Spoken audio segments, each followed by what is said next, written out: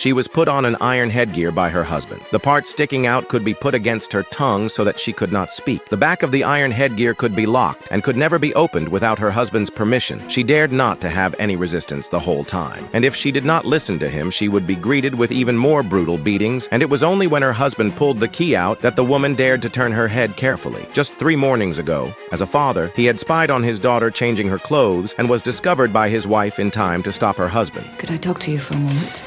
She angrily reminded her husband that this was his own daughter, and not only did he not care, but he slapped her hard across the face.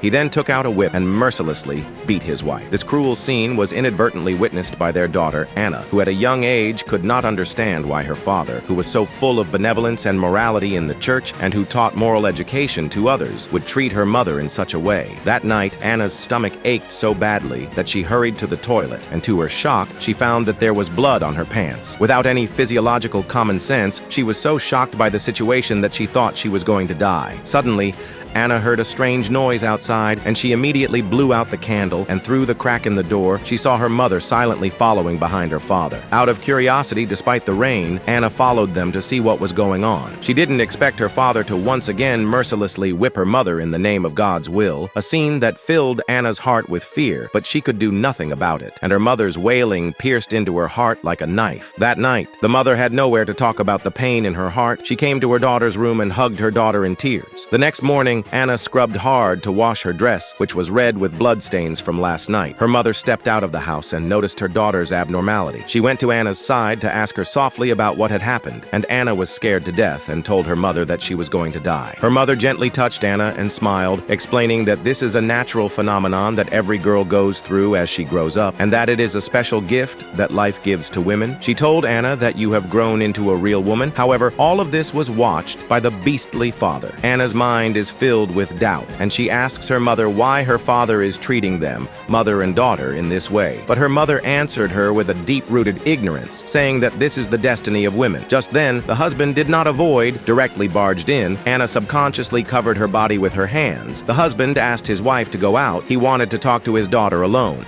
It won't be long before men start to find you attractive.